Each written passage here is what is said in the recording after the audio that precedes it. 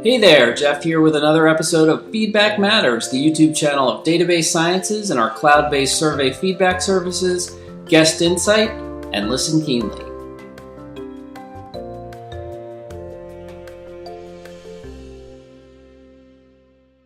This video is part of our series on loyalty. In it, we'll explore the components of the metric we developed to help our clients measure and track customer and guest loyalty, as well as talk about ways they use the metric in other ways to drive business. In our last video, we talked about our proprietary loyalty metric, the Fan Value Score. We introduced the 3 questions that frame the ends of our customer and guest satisfaction surveys, and how the 10+ years of data we poured over pointed to the idea that they are important in predicting how loyal a guest or customer will be. So how did we arrive at this? Well, the last 2 questions were pretty clear. They directly get at the intentions of your guest or customer in terms of the behaviors of loyalty. Still, there are some loyalty metrics out there, most notably Net Promoter Score, that only look at intentions regarding recommendation. Frankly, we think that model is flawed.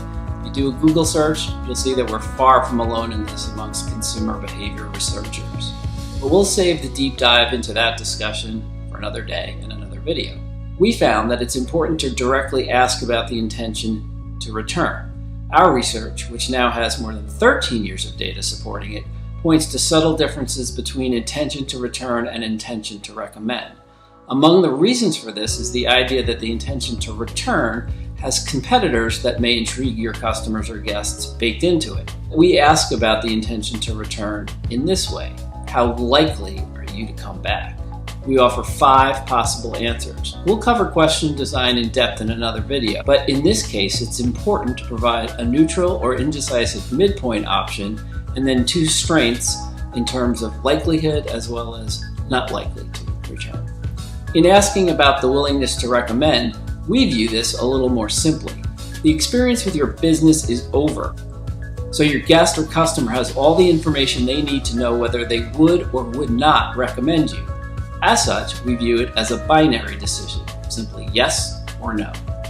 Again, other loyalty metrics do this differently, and we'll tackle that again in a separate video. The third question that we found to be important in predicting loyalty relates to expectation. It's especially important among customers or guests who are already repeat customers. Case in point, if you fail to meet the expectations of someone who is a repeat customer, you've dropped the ball. The way we found to set up this question most effectively is with 3 possible answers: whether you've exceeded, met, or did not meet the expectations of your guest or customer. Note that the diagram of the 3 loyalty driving questions shows different size circles. This represents the optimized mix of importance of the answers to these questions in driving the Fan Value Score model.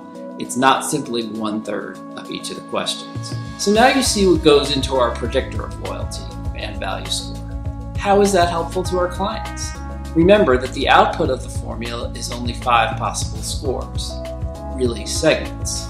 There are 2 positive, 2 negative, and 1 neutral, or uncertain of future impact on your business. We show this information in real time to our clients in 2 different ways. First, we show the average Fan Value Score, which our clients use to track over time to see if they're doing better or worse.